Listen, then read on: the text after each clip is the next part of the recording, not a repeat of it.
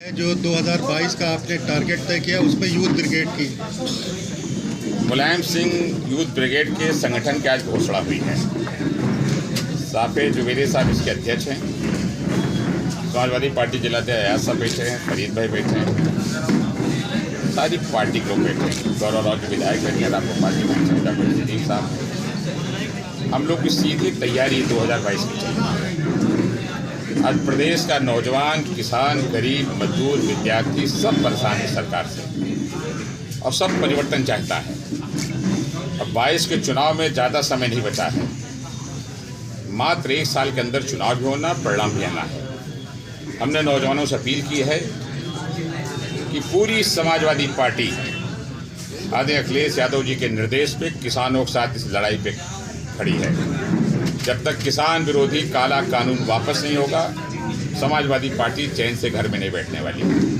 अखिलेश यादव जी के नेतृत्व में लड़ाई को लोग जीतेंगे। किसानों पक्ष में फैसला होगा, आज नहीं तो कल होगा, लेकिन किसान की जीत होगी। और जो दूसरी बात रही, हम लोग यहाँ संकल्प लेकर उठे हैं आज कि 2022 में समाजवादियों की सरकार होगी, अखिलेश यादव जी मुख्यमंत्री बनेंगे। उसमें सबसे बड़ी भागीदारी, सबसे बड़ी जिम्मेदारी नौजवानों की, जिसने अपील की है कि परिश्रम करो, मेहनत करो और बूथ स्तर पर संगठन को मजबूत करने का काम किया जा रहा है। हर बूथ पे साथी बढ़ाए जा रहे हैं, सहयोगी बढ़ाए जा रहे हैं। और जो आज की सरकार है उसे गरीब, किसान, नौजवान ऊब चुका है, परिवर्तन की मांग कर रहा है। 22 में समाजवादियों की सरकार, अखिलेश जी मुख्यमंत्री बनाने का काम। तो भाई आज बजट था, कई घोषणाएं किसानों को लेकर सरकार ने की है। एमएसपी पर भी भरोसा दिलाया है कि एमएसपी पर खरीद होती रहेगी। केंद्र की सरकार से किसानों का विश्वास उठ गया है। नौजवानों को रोजगार दे रहे थे, नौजवानों को विश्वास उठ गया है। केंद्र की सरकार पे आज की तारीख पर किसी भरोसा नहीं है। ये बजट केवल झुंझुना है। किसान, नौजवान, गरीब को बहकाने वाला बजट है। इस बजट से किसान, नौजवान को कोई उम्मीद नहीं है, न पहले थी न आज थी। लेकिन 22 के चुनाव में उत्तर प्रदेश समाजवादी सरकार बनेगी। किसान, नौजवान, गरीब के लिए अखिलेश यादव जी काम करते हैं, वही काम करेंगे। गाजीपुर बॉर्डर पे टिकैत के साथ जो दमनकारी नीति अपनाई गई है, उसको किस रूप में आप देख रहे हैं? देश के अन्नदाता को दबाने की कोशिश दिल्ली की सरकार ने की है, लेकिन दिल्ली की सरकार, उत्तर प्रदेश सरकार ये भूल गई है कि देश के बड़े बड़े लोग, जब किसान, नौजवान सड़क पर आया है, किसान, नौजवान की बात माने। बड़े बड़े तानाशाह गद्दी छोड़ के भागे जब किसान, नौजवान सड़क पर आया है। आज किसान भी सड़क पे है, नौजवान भी सड़क पे है और व्यापारी भी सड़क पे आ रहा है। धीरे धीरे आप देख रहे होंगे। आने वाला कल समाजवादियों का है। किसानों के साथ हम थे और अंतिम दम तक खड़े रहेंगे। एक आखिरी आदरणीय विधायक जैतपुर गौरव रावत जी, रामगोपाल रावत जी, रोहित कसाई, हाफिज दयाल अहमद साहब, रोहित कश्यप, जरूर टूटेगा साथियों, जरूर टूटेगा। समाजवादी पार्टी की जिम्मेदारी है। हमारे नेता राष्ट्रीय अध्यक्ष जी ने कह रखा है कि हम अन्नदाता के साथ हैं। हम भी अन्नदाता थे, वो अन्नदाता के साथ रहेंगे। किसानों की लड़ाई भरपूर लड़ाई आएगी और इसको जीत करके लाया जाएगा। तुमने जो ये आग लगा दी है, ये आग जरूर बुझेगी। मट्टी के तेल में माचिस की तीली डाल दी।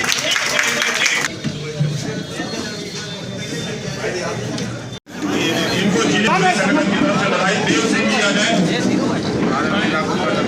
इसके पश्चात सुरेश मौर्य की है, बनाया गया है। सुरेश मौर्य लिया गया।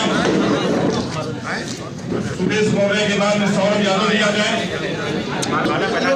आपको संगठन में जिले के सचिव नियुक्त किया गया है। आपको पूरे संगठन समाजवादी पार्टी की तरफ से बधाई। कुमार यादव लिया जाए। कुमार यादव जी, इनका हम नाम लेने आ जाए तो हाथ बता दें। वफादार लोग हो जो समाजवादी पार्टी के राष्ट्रीय अध्यक्ष हमारे अखिलेश यादव जी और हमारे नेता मुलायम सिंह यादव जी की आपका याद में आए हुए हैं। मैं आपको बता देना चाहता हूँ, अब आपको अब हमारे दिल में है, देखना है जोर कितना बच में खाती।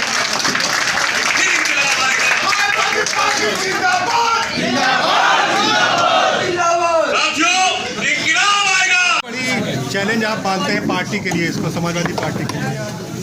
उसने क्या अच्छा किया? उसने अच्छा नहीं किया, 5 सीटें जीती। हाँ, हमको 23, 24, 25 सीटें हरवा दी। तो अच्छा काम तो ये नहीं, इसको 5 जीत रहे हो तो 25 हरवा रहे हो।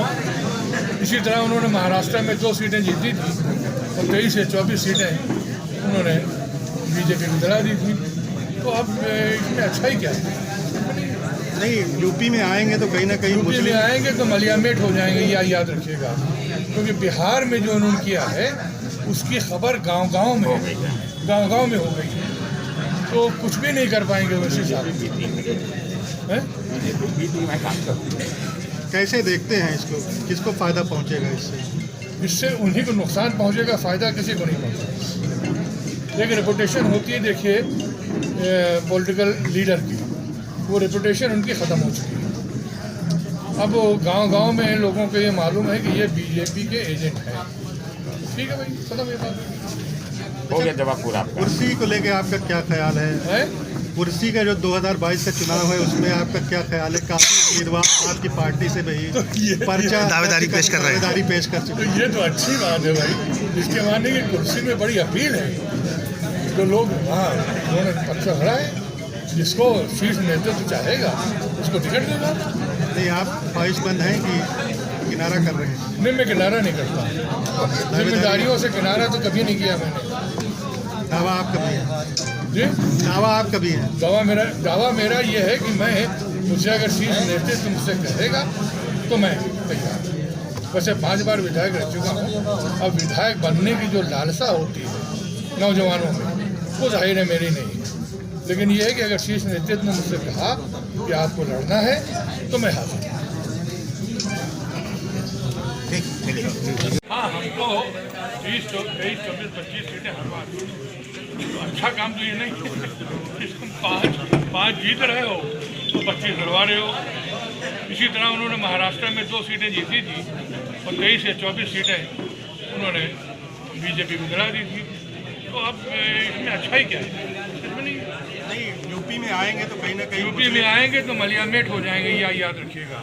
क्योंकि बिहार में जो उन्होंने किया है उसकी खबर गांव-गांव में हो गई है। तो कुछ भी नहीं कर पाएंगे वैसे साहब। कैसे देखते हैं इसको? इसके मानने की कुर्सी में बड़ी अपील है। तो लोग वहाँ उन्होंने पर्चा भरा है, जिसको शीर्ष नेतृत्व चाहेगा उसको टिकट देगा। नहीं, आप ख्वाहिशमंद हैं कि किनारा कर रहे हैं? नहीं, मैं किनारा नहीं करता। जिम्मेदारियों से किनारा तो कभी नहीं किया मैंने। दावा आपका भी है? जी, दावा आपका भी है? दावा मेरा ये है कि मैं मुझे अगर शीर्ष नेतृत्व मुझसे कहेगा तो मैं तैयार। वैसे 5 बार विधायक रह चुका हूँ। अब विधायक बनने की जो लालसा होती है नौजवानों में, वो जाहिर है मेरी नहीं है। लेकिन ये है कि अगर शीर्ष नेतृत्व ने मुझसे कहा कि आपको लड़ना है तो मैं हाजिर हूँ।